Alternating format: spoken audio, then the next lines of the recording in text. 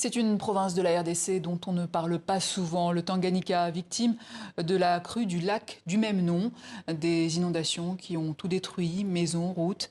Avec nous pour en parler, le gouverneur de la province du Tanganyika, Christian Kitungwa Muteba. Bonsoir. Bonsoir madame. On va d'abord regarder ce reportage d'Amani Alimassi et l'on revient vers vous. Merci. En apparence, l'endroit était idéal, le bord du lac Tanganyika offrant des vues exceptionnelles. Mais la montée des eaux depuis plusieurs mois est venue ravager tout ce quartier de Kalemie, le chef-lieu de la province également nommé Tanganyika. Des maisons, des hôtels, des écoles, tout a été détruit et les habitants ont dû se réfugier dans des zones plus hautes. Situé un peu au-dessus, le boulevard Lumumba menant à l'aéroport est désormais parsemé de gros trous, des effondrements car le sous-sol est devenu instable. Nous, en tant que population, nous observons le silence du gouvernement.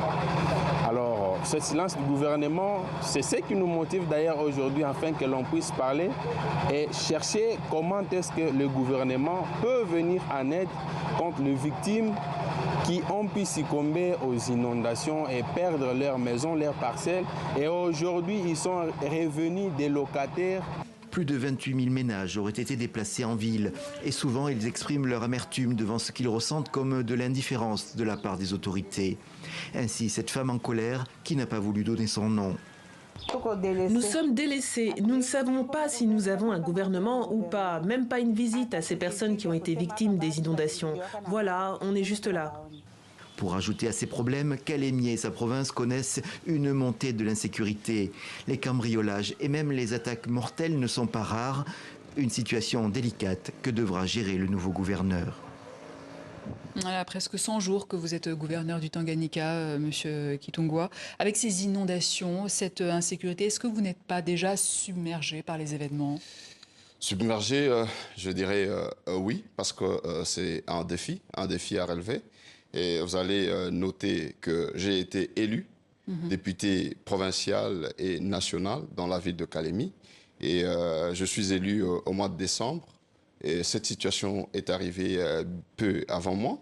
Et je suis arrivé à la tête de cette province au mois d'avril, mais je pris mes fonctions le 15 juillet 2024. Oui, alors... Et donc, à peine entré, oui, nous avons trouvé une solution. La solution était d'abord parce que la route, cette route que vous avez vue, est coupée en deux et les gens pouvaient rejoindre l'autre bout par pirogue. Et nous avons relié ces deux bouts, quand bien même que c'est une solution temporaire, provisoire, oui, en terre battue, nous avons au moins trouvé, tant soit peu, une solution. Et à terme, quelle est la solution? À terme, nous devons résoudre cette question en l'asphaltant et surtout, le grand problème qui est un problème lancinant, et c'est même la raison pour laquelle nous sommes ici en France, parce que nous avons été répondre à la question, à l'invitation de la région par le biais de CSP Rega, la région d'Auvergne-Rhône-Alpes, sur la question du Grand Lac, le rejon du Grand Lac. Et ce qui veut dire qu'au niveau du lac Tanganyika, c'est un problème de l'exutoire. L'exutoire qui est la Lukuga.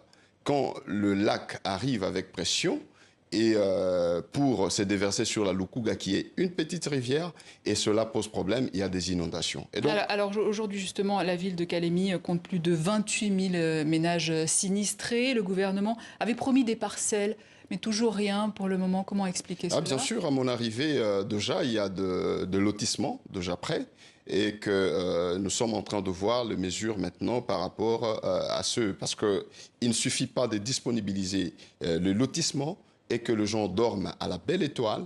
Et nous sommes en train déjà d'entreprendre des mesures qui sont déjà en action. Les lotissements sont là et les parcelles sont là parce qu'il faut, force est de constater avec nous que si on donnait ces lotissements, et donc il faut libérer cet espace. Et donc, quand il y a des inondations à répétition et que les gens font mouvement et revenir sur les lieux, c'est là n'est pas aussi la responsabilité du gouvernement. Mais vous comprenez que le silence des autorités pèse sur les populations, comme on a vu dans ce reportage? Je crois que ce reportage était peu avant.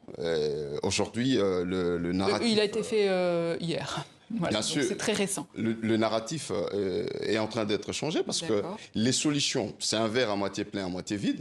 Parce que vous allez constater qu'au niveau de la province, les mesures sont en train d'être prises et nous sommes en train de trouver tant soit peu une solution. Et la solution qui est la solution la plus durable, c'est curer le lac, la rivière Lukuga. Parce que vous allez noter avec nous que la rivière, le lac Tanganyika est partagé, la littorale est partagée avec la Zambie, le Burundi et la Tanzanie. Oui. Et donc nous avons 60% du lac Tanganyika. Et donc la responsabilité, parce qu'elle est commune, parce que la selle, tout ce que nous avons comme exitoire, c'est au niveau de Kalemi. Et donc, et la Zambie, et la Tanzanie, et le Burundi, tous doivent prendre en considération cet exitoire. Et vous dialoguez avec ces autres pays? Effectivement, les discussions vont devoir commencer parce qu'il y a l'autorité des régulations du lac Tanganyika et que j'en appelle à résoudre, à voir à l'œil cette question et pour qu'on voie comment est-ce qu'on va trouver une solution. Au-delà de ça, j'ai eu à mener des démarches au niveau de Kinshasa, auprès des autorités... du ministre de l'Intérieur, du ministre de la Défense, du Transport, Jean-Pierre Bemba. Également. Nous avons discuté de comment nous pouvons trouver, avoir notre drague pour curer le lac Tanganyika et permettre à ce que l'ouverture soit grande. Alors il y a un autre enjeu dans la région, c'est ces milices Twa et Bantou qui sévissent dans votre province. Par le passé, il y a eu des centaines de morts. Aujourd'hui encore, il y a des kidnappings contre rançon. Quelle est votre politique par rapport à ce problème sécuritaire? Effectivement, vous allez constater que c'est mon premier pilier, c'est le premier pilier dans mon programme d'action. C'est la sécurité. Effectivement, depuis que nous sommes là, nous avons mis en place des mécanismes qui pourront permettre à ce que l'on puisse réduire le taux de l'insécurité.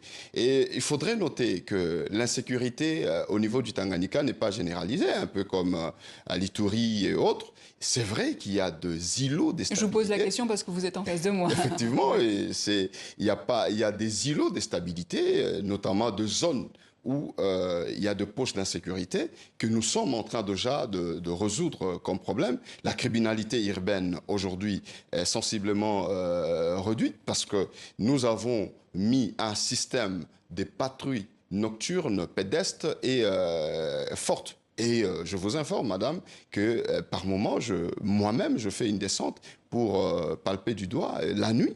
Et je ne dors pas, je fais une descente pour palper du doigt et avec l'appareil sécuritaire. Et donc, par conséquent, nous avons cette obligation de sécuriser les investisseurs. C'est condamnable, ces comportements-là, et nous ne pouvons pas seulement attribuer à un groupe de gens, comme vous le dites, le Twa Bantou, ce sont deux groupes homogènes. Ce sont deux groupes homogènes qui sont effectivement composés de tous ces gens-là, parce que avant, on pouvait parler de Twa, simplement, mais aujourd'hui, quand on parle de Bantou et autres, ce n'est plus l'insécurité, c'est l'insécurité organisée, mais qui n'est pas généralisée sur la province du Tanganyika, qui est une province avec des atouts de développement, parce que vous allez constater que quand on parle de la transition écologique aujourd'hui dans le monde, le Tanganyika est cité par son manono avec le lithium, qui a plus d'une concentration de plus de 6% qu'on ne retrouve pas partout dans le monde. Et en matière de préservation de l'environnement, quelles sont les solutions ? Effectivement, nous sommes en train, et c'est mon 6e pilier, et par rapport à la gestion efficace, gestion responsable de changement climatique. Et donc, cela passe, parce que vous allez noter qu'au niveau, partout au monde, il n'y a pas de développement économique sans le développement durable. Et donc, ces développements durables passent par de ressources propres à développer, notamment l'agriculture. Et il y a plusieurs ressources. Donc, le lac peut être un vecteur de paix dans la sous-région. Effectivement, parce que nous avons ces ressources-là qui est aussi les ressources hydrauliques. Le lac... Moi, aujourd'hui, je dis le lac Tanganyika, c'est l'océan Indien de la République démocratique du Congo. Nous sommes à 125 km du port de Kigoma, en Tanzanie. Et donc, vous avez les investisseurs qui peuvent investir dans le Tanganyika, c'est à plus grande échelle, parce que investir au Tanganyika, c'est avoir l'audience de la Tanzanie, de la Zambie et du Burundi. Donc, avec le vecteur qui est plus facile avec le concept de transport multimodal, qui est l'eau, le rail et la route. Et donc, le Tanganyika est plus ouvert et c'est plus facile à être au Tanganyika qu'ailleurs. Merci Christian Kitongwa Muteba. Je rappelle que vous êtes le gouverneur de la province du Tanganyika en RDC.